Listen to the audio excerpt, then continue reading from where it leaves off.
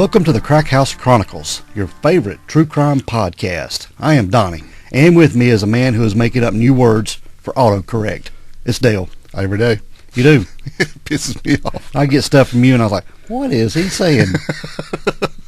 I just give up and say, hell with you. You figure it out. Yeah, I have to sit there and read it, and what does he mean by this? His words, just words put together. If you see words that's got like an N or an M or something randomly in the middle, that should be space bar. Or a V. Or whatever's close to space bar. Yeah. Listen, I'll do it, and then I'll rewind it. I'll back it up, and then I'll type it again, and it'll back it up, and then after about 3 times, I'm like, hell with it. You figure it out or call me. Done. That's it. What's going on today, dude? Well, same old, man. Same old. In the crack house. In the house. And doing an episode. We're ready, man. Yeah. Feels good this morning. Oh, I love it. Yeah. You got any good shout-outs? Anybody want to talk about before we get going, dude? Hey! Look at there. Man. We have another fabulous Apple Podcast 5-star review.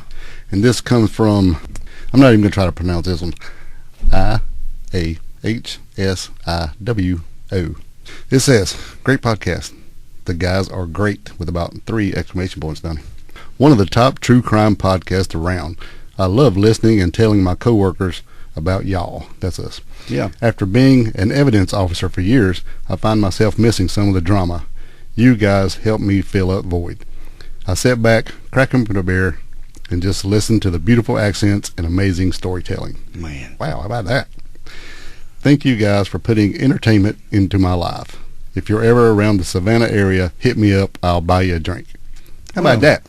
Yeah. Whoever you are from Savannah, if you will shoot us an email. If we get down there, we'll look you up. Yeah, that'd be cool. And I won't have to go like, this is IHS. That'd be weird all night, wouldn't it? Yeah. Hey, how you doing? IHSW. Yeah, that's short for Bob. All right, then. But yes. Well, really appreciate the 5-star review. Thanks so much. That is an amazing review, and we might have to print that one out and put it on the wall. That's great. That's good stuff, man. Yeah, man. Yeah, if anybody wants to be like the person from Savannah it's buying drinks. Yeah, buying drinks when we go down there, send us an email, and we'll go down there. But if you want to be like them, just tell us. Put some in the box. Put some in the box. Yeah, and we'll give you a big old shout-out. That's right. Yeah, and check out the store page. There's constantly stuff on there that's on sale. Just check it out and get you something to wear. Yeah, buy something, man. Yeah, help us out. Look cool. Yeah. At the same time. I love it. All right, dude. We are talking today about a lady from South Carolina. South Carolina. Yeah. A girl by the name of Elizabeth Shoaf. Mm-hmm. And she is from Lugoff. Lugoff. Or Lugoff. Don't know which way it's pronounced, but if anybody's from Lugoff or Lugoff, let us know and how it's pronounced, and we'll... Lugoff. Yeah. For contents. But just a little bit of background on Lugoff, South Carolina. It's an unincorporated community and census-designated place in Kershaw County. And it's right in the upper center part of the state of South Carolina. Yeah, it's about 2 hours and 12 minutes from here. Yeah. And something like that. And at the time of this case takes place, the community had about 7,000 people. So I think today it's a little over 9,000. So it's grew a little bit since the time this case took place. But we're talking today about Elizabeth Shoaf, and just a little bit of background on Elizabeth. She grew up in the small town of Lugoff, like we talked about, and she was the middle child of parents Don and Madeline Shoaf. And she was 14 years old at the time that this case took place. Okay. And she just started high school as a 9th grader. And she was excited about her high school career that she was getting ready to start. And she just started dating her high school sweetheart. Oh. Yeah. Good times, man. Mm-hmm. And the time this case took place, this was on September the 6th, 2006. And Elizabeth had just gotten off the school bus coming home that day. She was on her way home. And the bus stop from her house was about a quarter mile from her home. Yeah, because her mom would drive her to the school, to the bus stop. Yeah. And actually on the morning this happened, they kind of got in an argument. They did. Yeah. Over some makeup, I think. Is that what it was? Yeah, I think Elizabeth had forgotten her mascara. And she was all to hell about it, I guess, because she, with the new love and all that going on, and she really wanted her mom to go back to the house and get it because she was having a panic, how it is. Yeah. And she's like, no, I'm already late. Anyway, they kind of got into it, so that kind of put things off at a bad start to the day, really. So she didn't go get it, but anyway, I think she turned out all right. But teenage thing. Yeah, it was just you know how when you have them spats with your kids and then later stuff happens and you feel awful about it. Mm-hmm. So especially over something small like that. But when she got off the bus, they were to come home straight off the bus. Mm-hmm. They were to come home and start their homework until their parents got home. Right. They were, I guess, kind of like latchkey kids. Yeah, there's a lot of people did that. Yeah, they did. But when they got off the bus, there was several other kids that got off the bus with her. Right. I think this was like a long dirt road or maybe just a long drive or something. So there was a central bus stop. So you know what I mean? Kind of like a community bus stop. Yeah, everybody would get on the bus at the same place, get off the bus same place, and then walk to their designated homes. Yes. But when they got off the bus, one of the other kids, their older brother, pulled up in his car, and he offered to give everyone a ride. Yeah. Which is pretty cool. Yeah, but Elizabeth, she was already close to her house. Yeah. So she turned down the ride and just was going to turn down her driveway and go home. Right. Yeah. And this is when she was walking down And she was the only one who didn't take the ride. Yeah, all the rest of them got in the car and they drove off. Right. So they all piled in the car, and this was the last time anybody saw Elizabeth. This is when Elizabeth was walking down her driveway toward her home. Yes. And it's a pretty long driveway. It is a long driveway. We looked at the map, and you can't even see the house from the end of the driveway, Yeah, the road like there. Kind of a dirt road out into the woods, kind of like. Yeah, but when she was walking down her driveway, this is when she was approached by someone coming out of the woods. Yeah. And she heard some shuffling and leaves off to her right, and she looked down that direction, and this is when she saw a man, what looked like wearing Kershaw County Sheriff's Department gear, like a uniform. And he approached her, and that's when he told her that she was under arrest. Yes. Yeah. You know, and a lot of people say, well, why would you not be freaked out? And she's like, well, a lot of people hunt and stuff down in this way, so seeing people coming out of the woods is not necessarily something that you've never see. Yeah. And this guy, when he came out, he wasn't wearing a uniform like you would think when you say uniform. He had on like I think more like the SWAT gear, like a fatigue pants, and then a T-shirt with the logo on the chest. Yeah. You know, that kind of stuff. Not like a full dress uniform. Mm-hmm. And this is when the man showed her a sheriff's badge, and told her that marijuana had been found on her family's property. Mm-hmm. And he also told her that her 12-year-old brother Donnie was already in custody, and she needed to come with him to answer some questions. And that's her Achilles heel right there. Yeah. Because I think before she's like, she's not buying this mess, you know, what's going on? And then like, well, we found some marijuana on the property. It's like, and we need to ask you some questions. Now, we already have your brother, so you need to come. And then she's like, so I guess I need to go. Yeah. Because she looked after... Yeah, they were really close. They were, yeah. And this time, that's when he handcuffed her. Yep, right there. Yeah, and was leading her through the woods. And he also strapped or tied some kind of small box around her neck. Yeah. And told her it was a bomb. Yeah. I mean, I can't even imagine, dude. Right. So first of all, you're going, okay, this is the cops. He's handcuffing me to go ask me some questions. I might get by that, but putting a thing around my neck and telling me it's a bomb, that's not good. Yeah. And the only thing on her mind was that she was going to be taken to her brother Donnie to see what's going on. Yeah. Try to figure this, whatever's going on. Well, you know, that the parents aren't home, so what are you going to do? Yep. You know, and he tells her that, you know, if you try to run off or anything, we're going to set this off. This bomb will blow it off your head. But she was complying with his orders. Yeah. Oh, well, and, sure. Yeah, she walked with him from the road through the woods, and she was so close to home that she could actually see her family's property as they walked by. She could see the house through the woods. Yeah. Or right through the trees, right? Yeah. Yeah. And she could even hear the dogs barking. She had two dogs. Their names were Stewart and Boomer. Yeah. And they were barking at them. Yeah, because they could see them. Yeah. And she started to ask some questions. Yeah, she's like, now things are getting really fishy, yeah. Yeah, she was wanting to know where we're going, where's my brother. And this man assured her that her brother was close. And just keep walking. Yeah, just keep going. Mm-hmm. But Elizabeth, she was pretty smart. She knew something fishy was going on. You know, thinking, I'm alone and with this man in the woods, handcuffed. And he was walking her around in circles. Yeah. I guess to disorient her a little bit, trying to confuse her where she was. Yeah, and I've seen things where it said that she was even blindfolded, but I don't know if that was true. I don't think she was. I don't think she was either. He was leading her around, trying to confuse her a little bit about where she was.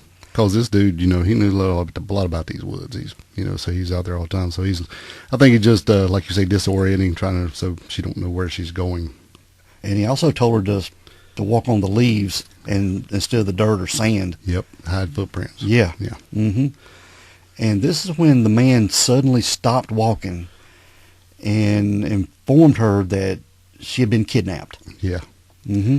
And when they stopped in the woods, she's like, I thought this is it. Yep.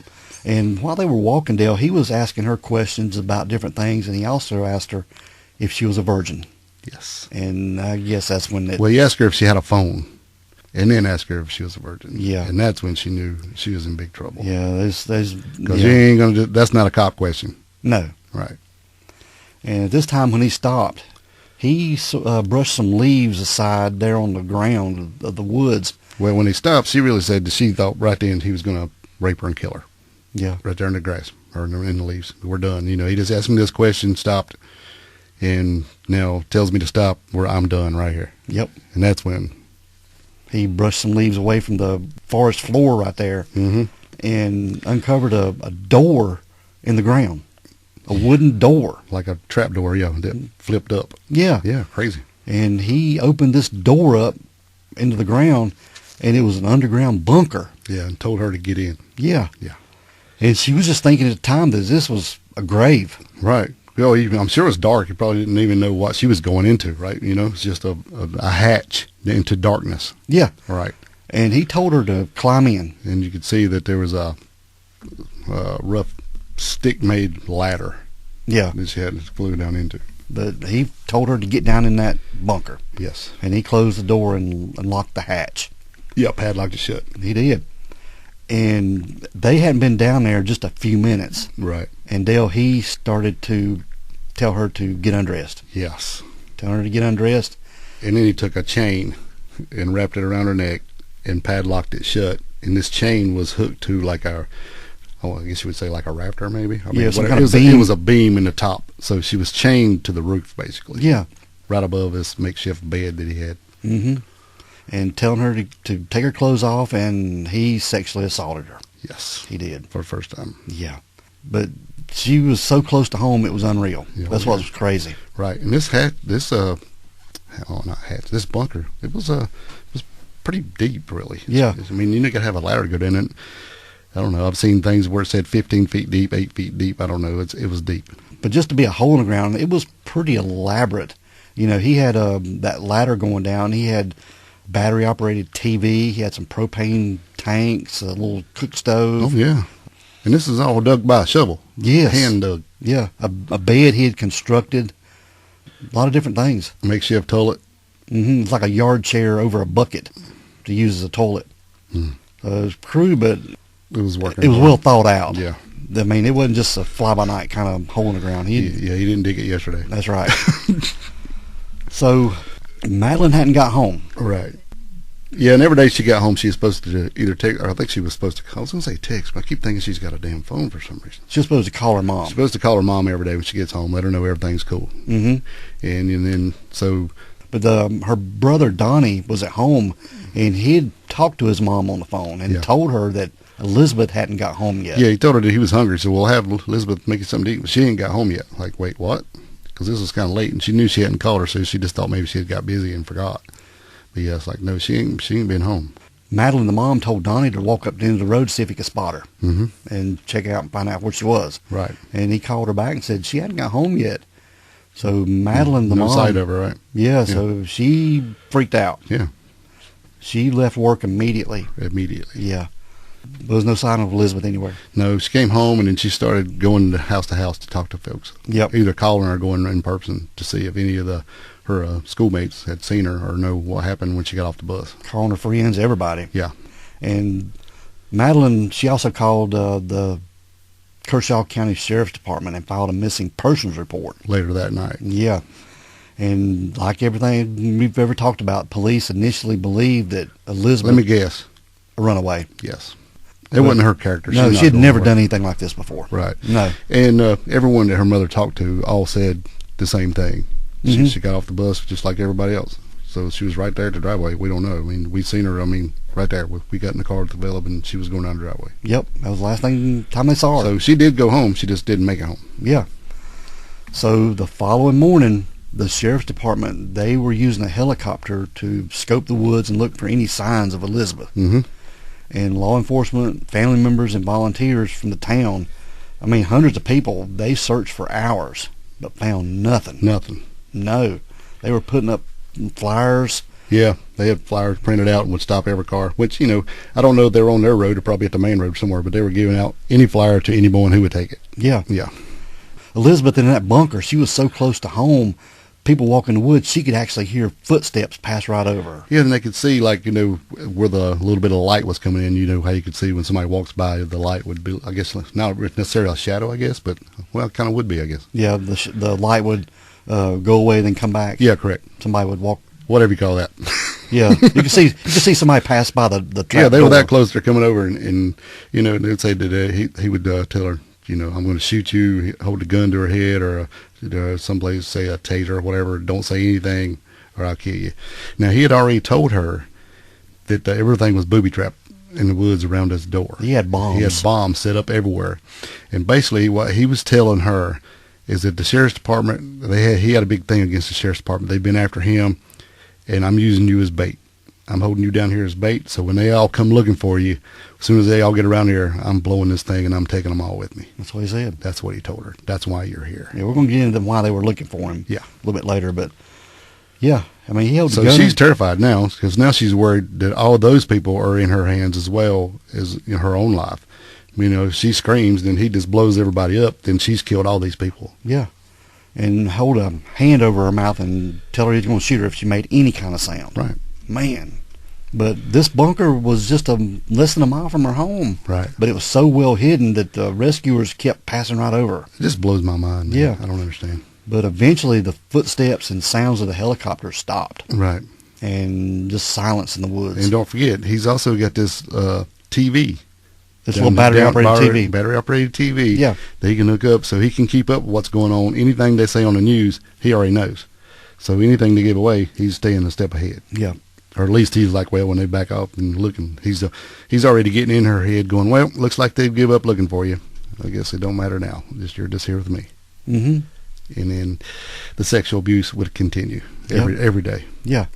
And she was in this bunker for 10 days, man. Yeah. And she was sexually abused for 10 days. Yeah. From anywhere from 2 to 5 times a day, every day. Yeah.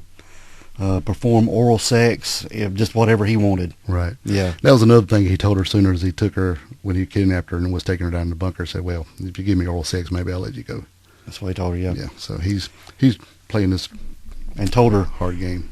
She knew what she was there for. Right. You should be able to figure it out by now. Yeah.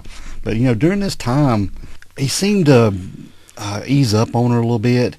She would play into what he was doing. Well, she's smart enough to do that. That's why he eased up, because before she said that all these sexual attacks were really rough and brutal. And this girl was brilliant, man. She is brilliant, and she's a damn superstar.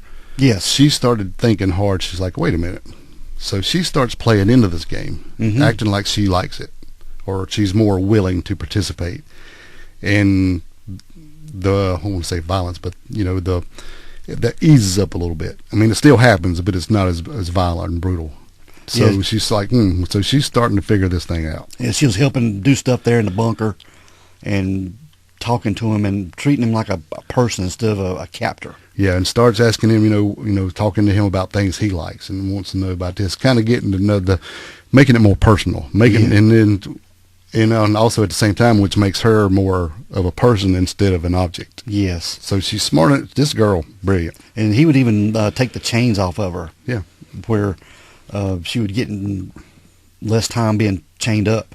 Yeah. Yeah. Even at night, would even let her go outside the bunker at night. Yeah. Yeah. So it's working. Yeah. So he's easing up on her. She's playing into what he's doing. He's easing up because she's manipulating him now. Mm-hmm. She's turning the tables. Yep. But back at home, Elizabeth's family and the sheriff's department, they were working effortlessly to try to find her. You know, like we said, thousands of flyers were being passed around Lugoff and in the neighboring towns of Elgin and everywhere else. And hundreds of people, they were volunteering every day to search the woods. And even her dad, Don, he was getting on four-wheelers, riding the woods, riding the road, see if he could see anything. Yeah, every day. You know, and they even brought out a search dog the day that Elizabeth went missing to try to track her. I don't know why they didn't find her with that dog. Yeah, because me and you've talked about this. A lot. Yeah, and they started this dog where she went missing. It didn't pick up anything, man. No, that just don't make no sense to me. No. I don't know, like we said, I don't know if it was the dog or the handler. Right. I don't know. It doesn't make any sense. If they walking right over the top of this thing, they should be able to find her. Yeah. I mean, you know, and then we've got the argument that maybe it was just too many people had went in there and trampled the ground, and the scent was lost. And I guess that's possible. But, you know, we did that case not long ago about the girl in San Francisco. Krista Modafferi. Right. And she, you know, got on the bus and was going to the baths or whatever, wherever she was going. And they actually took that dog out, and he followed up the damn sidewalk, onto the bus, go get off, no, not here, back on the bus, go get off, not here, and went to the end of that line, got off the bus, and picked up the scent there. So you telling me there's more people walking in this woods than walking on the streets of San Francisco? Yeah, I think it was a combination of the dog and the handler. Or maybe. Yeah, I don't know. Yeah, I don't think we ain't trashing law enforcement by no means, because we are, you know.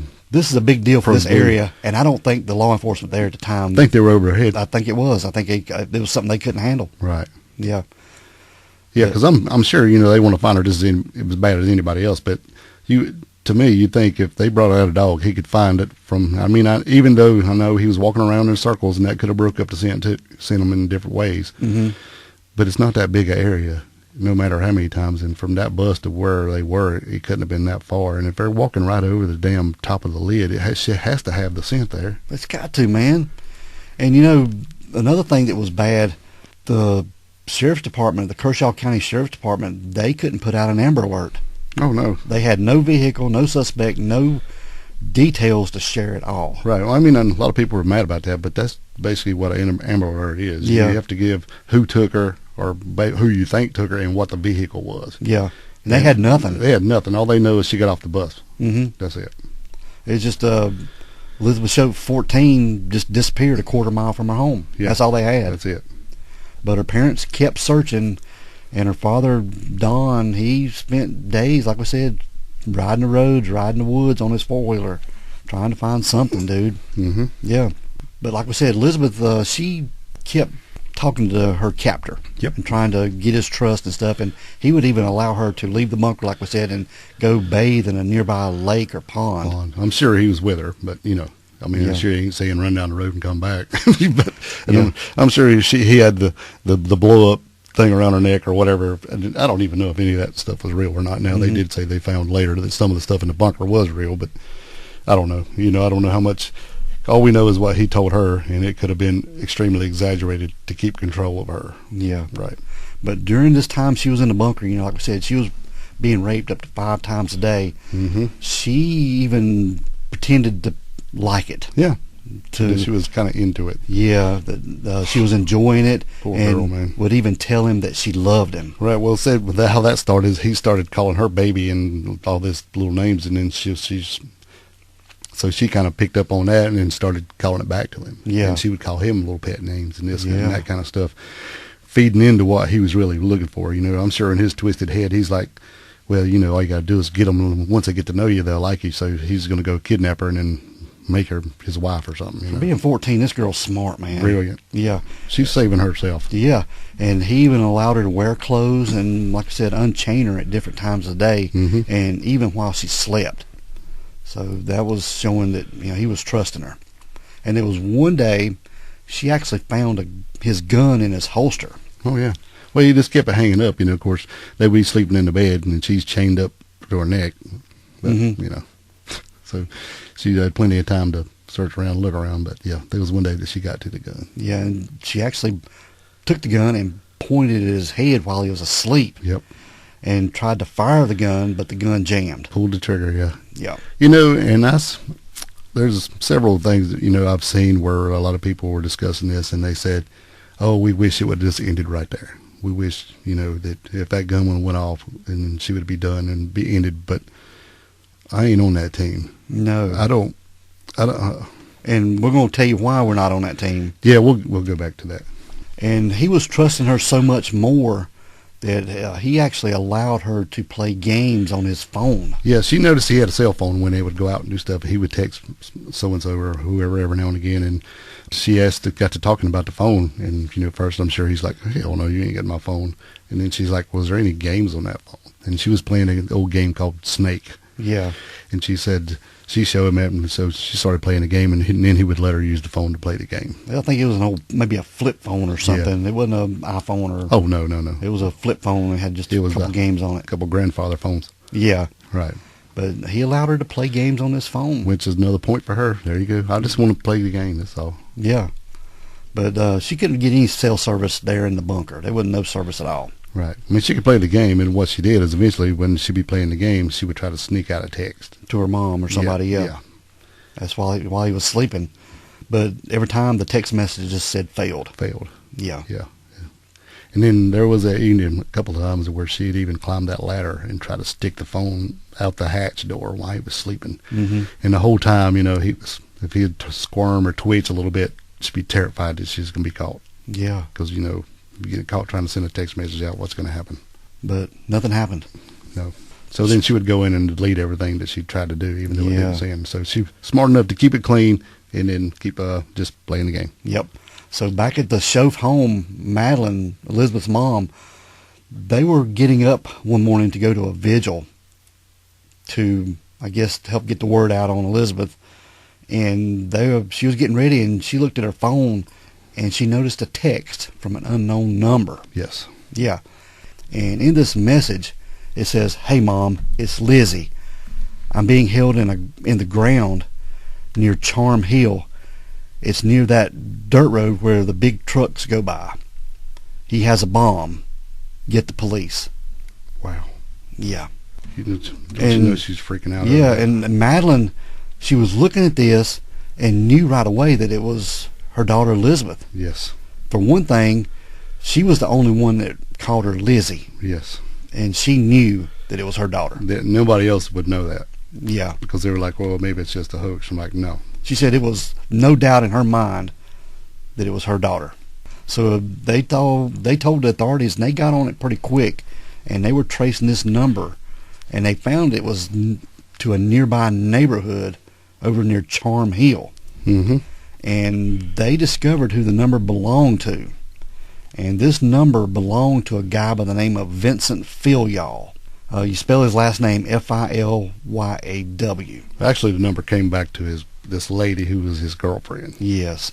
But they linked it to him because he was a suspect they'd been searching for over the past year. Yeah.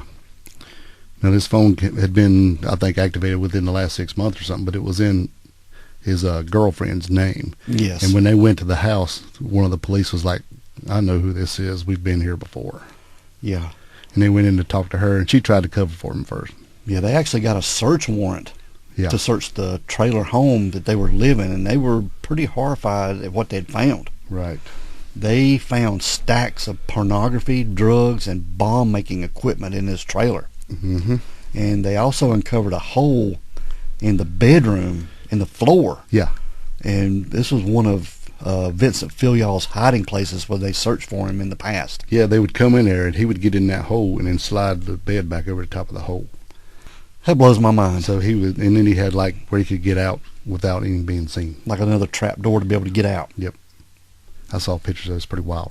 Crazy, man. Yeah, we'll post pictures of stuff online when we get this episode airs. Oh, yeah. But it's crazy, man. It's like one of the mole men or something. Yeah. But they got to looking into Filyaw a little bit more, and they got to tracing this number, and they got to searching the woods, and they put the helicopters back up in the air again looking for Lizzie. Yes. They did. When they put these helicopters back up in the air and they were looking for him, Vincent, he got they could hear it again. Yeah, he got nervous, and he turned on the battery-operated TV there in the bunker to see if there was any kind of break in the case or anything. What's going on, yeah. Yeah, and they got to listen to the news, and the news, oh, man, I can't believe the police even done this. Well, there was dumber things before that. I mean, as soon as when the woman got the text, she told the cops, right? And at first they were like, it's probably not really. And then the guy was going to call the number. He said, just call the number, see what it is. I'm like, well, hell, you won't want to do that. And then, and I think, well, you know, there's a movie, I can't remember. Do you remember the name of the movie? Girl in the Bunker. Yeah, Girl in the Bunker, yeah. And then, you know, I'm sure it's dramatically played up a little bit, but, you know, it shows the police start to dial the number, and then the sheriff shows up, so they had to hang the phone up, you know. And then a little bit later, the moms can't take it anymore, and she's going to call the number. But as soon as she starts to call it, something else happens and keeps, I think actually the phone or the girlfriend has called Vincent or something, so it kind of blocked that number. So I'm sure it was dramatically enhanced to make it look like they almost called him twice, you know, which would have given it away. But yeah, that's pretty wild. But then when he turned on the TV, then that's when they see this. Yeah, they reported to the news that a text message had been received from Elizabeth. Yeah. How stupid, man. Stupid. Yeah. You know, in the first they weren't, you know, the one of the police was like, well, we'll put it out there to get a text. And I'm like, well, we can't do that. That'll let him know if he knows. And then after they kept looking for a couple of days, the sheriff, now this is how it's portrayed in the movie anyway, I don't know, I haven't talked to him, but he says, you know, we're going to take a gamble that we just got to do it, and I hope it flushes him out. Yeah. So it's going to be really bad or really good. It ain't much in the middle here. So they read the text. Yeah, they do. On TV. They do. They read the text, and he sees this, and they're sitting there together watching TV. And I can't imagine the feeling she had. Can you feel her stomach just drop slam out? And he looks at her and says, no, I didn't send out any text. I didn't, denying it completely. Oh, yeah. Why would I do that? I want to be with you. Yeah, I love you. Yeah, I love you. Why, you know, why would I do that? I didn't do it. I don't know. I don't know if they're making this up or what, but I didn't do it. And he's buying it. Yeah. Oh, he's buying it big time, hook, line, and sinker. Mm-hmm. Yeah. And he's freaking out, dude. Yeah, he's like, damn, what am I going to do? What? And he actually starts asking her, what do I need to do? Right. She has got him, after these days, how many, I'm not sure what day we're on here. This is about the ninth. This is the 9th day when this happens. She has got him so manipulated. She turned the tables on him so much that he's actually asking her what to do in this case. Yeah, she tells him, I think you need to run. Well, she says, listen, honey, if they catch us together, they're going to put you away forever, and we can never be together. That's what she said. If you go now, I'll stay here. You go, and then I'll find you later, and we can be together. And he goes, do you think you could ever be my wife? Of course. That's what I mean. Yeah. And she convinces him to leave. So she helps him pack his stuff. Yes. And then he grabs his stuff and goes out the hatch. Yeah.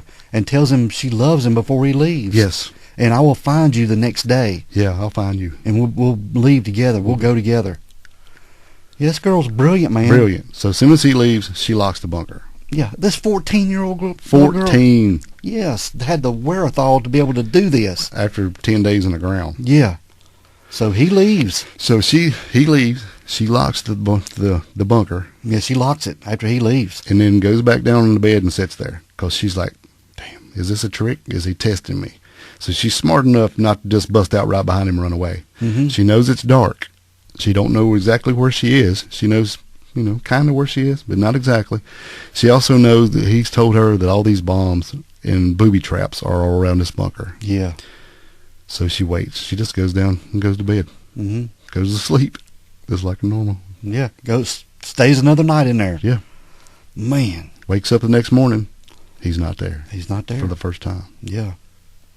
Wow. So that's when it got real, I think. Yeah, and this when she climbs to the top of the Said she bunker. actually looked around inside to make sure he wasn't hiding to pull a trick. You know, like maybe he had came back in somehow, even though she had locked the door from the inside. Yeah. She looked around and everything in there to make sure he wasn't there. She is brilliant, man. And I've said that word about 10 times this episode, but I can't say it enough. Yeah, very smart girl. Yes. So this when she climbs to the top of the bunker and unlocks the hatch door and looks out. And sees the daylight. Yeah, and nothing around. I mean, and she walks out and she's sitting there. She's scared to move because she knows what he said. Got bombs everywhere. Right. And this when she starts hollering, help me, help me. Yep. And the police and authorities, they're walking the woods looking for her. Right. And they're fairly close. Yeah. And one of the officers actually hears her. Yeah. Like, stop, stop, stop, stop, so they can hear. And they find Elizabeth. Man. Come running over to her, grab her up. Yep. Yeah. I've been looking for you all over the place. Yeah. You know, one thing we didn't talk about, but, you know, you're talking about these booby traps and these bombs and stuff. He actually had fishing line hanging from trees with hooks in them to be able to Hook some people walking through, yeah. Damn. Yeah. So he's never really said what exactly, if the booby traps were real, if they weren't real, we don't know. I mean, in the, you know, I keep saying, referring back to the movie, and I know they actually showed one of the cops step on one, but it ended up being like a tin can that didn't detonate. So if it just had some wire stuck in it, but I don't know. So they never really said if they were real or they weren't. Mm-hmm. But they did say when they found stuff later in the bunker, they definitely had pellets and black powder and some other stuff. So it's very possible. But they got Elizabeth out of the woods, and they took her to a nearby hospital. Mm-hmm. And her parents got there just a few minutes later. And Madeline, her mom, came into the room and was just crying her eyes out. Yeah, they told her when they come in, it's like, you can see her in there, but don't touch her. Yeah, it wasn't happening. Yeah, I mean, they were hugging. Right. She Yeah. ran over and grabbed her up, and her dad walked in, and he was trying to do what they said, and Lizzie motioned her over there and said, no, you get over here. So then a big hug, all this big elation, man. Mm-hmm. But while Elizabeth was recovering in the hospital, Vincent Filyaw was found and arrested one county over. And Dale, he was charged. Well, he tried to, he come out behind this woman's car with a knife. He was trying to hijack a car. Yeah, and said, give me your keys. She said, I ain't giving you my keys. I know who you are. I'm calling the police. Yeah. Scared him, and he ran off, and they called him, and the tracking team called him about an hour later. Yeah. That's amazing. That's another woman. But they found him. Not putting up with this mess. Yeah. They arrested him.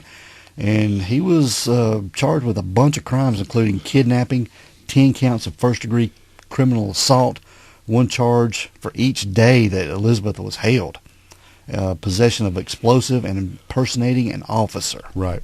Yeah, they got him on everything. But, you know, we talked about this gun he had, and he had held her head. Right. And, you know, you and I have talked about this. I don't think it was a real gun. Oh, it wasn't a good gun. I seen an interview with her. It was a pellet gun. Pellet gun, yeah. Yeah. Now, he did, back to the movie, he did say it was a pellet gun in the movie. And he also said it, but at close enough range, it will kill, like a squirrel or something. So it was a high-powered with the, you know, with the air cartridge in the handle. Not Yeah. a, you know, plain old BB gun or nothing.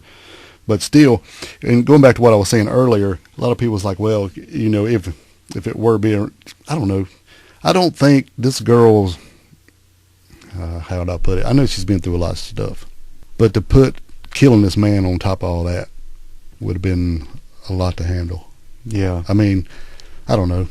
Maybe I'm looking at it the wrong way, but I just don't think, after seeing the interviews with her afterwards and how strong she is and how smart she is and the stuff she's went through, I just don't think, I don't know. I really ain't the place to talk about it, really. But to me, killing this man and blowing his brains out all over that bed is going to be harder to live with in the long run. You know, to me, I guess if it would have turned out different, then I would have said, yeah, she should have shot him. And she tried, because, you know, at that point, I mean, what do? You don't know what's going to happen. But, you know, I guess hindsight's 20/20 after you see what happened, and she got out, you know, being assaulted a lot. But I don't know. Mm-hmm. I'm just kind of rambling, but I don't know. They also found out that the shirt and badge he was wearing, this shirt was just a regular shirt, and the badge, it was a badge he had drew up. And yeah, on the shirt, the logo, yeah. And I wonder, did he have a fake badge, like in a wallet badge? Like from the he probably could have. You know, probably could have. But I know the one on the shirt is definitely a hand drawn badge. Yeah, a patch. Right. Man. You know, and we were talking about, you know, he said that Kershaw County was after him, and that's why he had her and using her as bait. And when they were in there talking, and he was talking about his wife, that, you know, they weren't together, and she started talking to him about his wife and stuff, and then there was a lady, a lot of something we left out, somewhere in these damn woods there's a car. And he would text somebody on that phone. That's how he saw, or how she knew he had the phone. And then they would go to this old car, and there'd be food in the trunk. Yeah. And somewhere, see, and I don't understand this part. Why in the hell they didn't find this damn car in the woods if they searched 20-acre spot? You know, somewhere he had to be able to walk to. But anyway, supposedly his ex-girlfriend was one that was putting the food in the car. He was texting her, and she was bringing him food. But when he was telling Elizabeth the story about his wife, she kept saying, well, wait a minute, I thought your wife's name was whatever this lady's name, and I'm not sure what it was. And he was referring to her as Peanut. Well, no, the girlfriend's daughter was who he was saying was his wife, and she was a 12-year-old girl. Yeah, and he was sexually abusing her 12-year-old daughter. Yes. He went in once. He said that he went in and the mother and the daughter slept together, and he went in there and got her and brought her out and told her, if you say anything about this, I'll kill your mother. And then he was giving her Benadryl, and she'd pass out, and when she woke up, she knew something had happened. Yeah. But he was talking about his wife the whole time. The whole time he was talking about this little girl. Not the girlfriend he was living with, her mother. The 12-year-old girl. The 12-year-old girl. Man. This dude's a twisted... He's a piece of shit. Yeah. He really is. Yeah, there you go. I mean, ain't no words better than that to describe him. Right. Yeah. So, I don't know, maybe she should have shot him in the head. I don't know. But to me, I'm just looking at from the victim's point of view, not him but her, having to live with that on top of all this other mess she's got going on. You know what I mean? Mm-hmm. But as this Vincent Filyaw, he awaited his fate in prison. Elizabeth, she faced a tough road to recovery as she tried to return to her old life. Oh, yeah. In the weeks and months after returning home. Well, she went in that damn hole an innocent child. Yeah. And she come out a whole different person. Yeah, it was. She was changed. Yeah. She come out Rambo, man. Yeah. But she tried to get back to normal, and she learned there was no way to get back to how things were before. No. She was still in shock, and it's just she even returned to school. The mental anguish has to be. Yeah. Incredible. She returned to school about a month and a half afterwards, but her story was national news, and her fellow students and her friends, they knew what happened, but there wasn't no going back. No. And she even recalled one time walking back into the cafeteria there at school, and everybody was just staring, like everybody knew who she was and what had happened to her. What had happened, yeah. Yeah, man. And that's sad. And on top of all that, she knew she had an upcoming trial against this guy coming up, mm-hmm. and it weighed heavy on her. And she even considered whether she would testify against him in court or not. Have to face him again. Yeah. Vincent Filyaw, he sealed his own fate in prison. He wrote a 120-page manuscript that explicitly detailed the horrific abuse he subjected to both Elizabeth and the 12-year-old girl. Yes. Yeah, from the previous years. And this confession in the hands of the prosecutors, Filyaw, he ended up pleading guilty to all charges. Yeah, right before the trials began to start, he just went ahead and pled guilty to everything. Mm-hmm. But Elizabeth did give a statement through her lawyer at his sentencing. Yeah. And in September of 2007, just over a year after this abduction of Elizabeth. Get this, boys. Yeah. Vincent Filyaw was sentenced to 421 years in prison. That judge was not playing. This was the maximum punishment possible. For every charge. Yes. And on May the 4th, 2021, Vincent Filyaw died in jail at the age of 51. Yeah, and there is no details at all on how it says natural causes. Yeah. At 51. No. And there's no reason other than that ever given that I can find. And I've looked and looked and looked. I even found that one document, and it don't even say anything on there. I don't know if somebody got to him or he just heart attacked out or just died, just fell over, killed himself. We don't know. And like on the record of death provided by South Carolina Department of Corrections, it basically gives his name, his race, his date of commitment, and date of death, and the cause of death says natural cause, and that's all you get. That's it. That is it. I mean, this is the plainest document I've ever seen. Yeah, but today, Dale, Elizabeth, she works as a dental assistant in South Carolina, and she went back to college, and she's working to become a dental hygienist. Mm-hmm. She also takes self-defense classes and spends time with her boyfriend and friends. And I think she has a child now. I think she does. Yes, which is wonderful. Mm-hmm. But this girl, man, she saved herself. She did. Yeah. Amazing. Yeah. Hats off to her. I mean, brilliant. Brilliant, brilliant. Yeah. She was smart enough to know the situation she was in and how to play the cards. Mm-hmm. And she played every one of them right. She did. She played into his game he was doing. She twisted that manipulation around on him, and he didn't even know it. Mm-hmm. He went from having the upper hand to her telling him to leave, and he did. But he had other bunkers around. Yeah, at least like 4 or 5 other ones. And then when they went to the trailer there you was talking about of his ex-girlfriend or whatever, there was 1 or 2 in there, and one that had been filled in. So they're looking, and then they saw those little I guess you could say tunnels that was underneath the house or whatever. So they knew this dude was a digger, but they just didn't know where to look. Yeah. And you think about it, that's a lot of damn work. You ever tried to dig a hole by hand? It's not easy. No, I don't even like digging a post hole. No, so digging a bunker in the ground. Yeah. And I think later he said that at the time of this done, he was already living somewhere out in them woods. Yeah. And that's probably where he was living while he was coming up with this damn scheme to take her. But his mom and girlfriend were putting food in that car you mentioned, and they were actually arrested too for aiding and abetting. They should be. Yeah. I want to know where the damn car was and why they didn't find it. I know. And the dogs couldn't find this stuff. That just blows my mind. Yeah, I don't understand that at all. But you know, it's Vincent. He had a rough beginning in life too. Yeah. Yeah, he did. Yeah. I think he had a alcoholic father. Yeah, his dad died when he was 1, and then his mother married another man who had some substance issues and Was a cross-dresser. And then I think this guy just started drinking heavily at about 14. Vincent, Yeah. I mean. Yeah. So, I mean, I ain't making no excuses for him. Still don't say you can go rape 12-year-old girls. So. And they claimed that all this drinking he did as a teenager and on into his adulthood affected his brain and Yeah, mental. Yep. affected him mentally too. But it's still no excuse for what he done. Right. No. No. But he's off this earth and he's not hurting anybody anymore. Coming back. No, but Elizabeth, man, she, like we said, we can't say it enough. She saved herself. Yes. Yeah. More power to her. The only thing the police did here was find her in the woods the day she rescued herself. They just happened to be in the right place at the right time. Yeah. When she come out and started hollering. Yeah, we ain't dissing on our guys in blue, but No. like I said, I think this was over their head, and this was, they're just used to giving out speeding tickets, and Well, it's a small town. yeah, Or not even a town, really, wouldn't you say? it's just Incorporated community. Yeah, pretty or much. unincorporated, I guess. yeah. So yeah, that's the story of Elizabeth Shoaf. Man, she's a hero. It's a happy ending, folks. Yeah, but they made a movie about this, like we talked about, The Girl in the Bunker. It's really good. It's pretty good. It's kind of, I want to say, like, it's not over detailed. So you can watch it without worry about a lot of the sexual activities. It's PG. Yeah, or less. Yeah, Yeah. yeah. It's still a good movie. But Vincent Filyaw, he was portrayed in the movie by Henry Thomas, who played Elliot on E.T.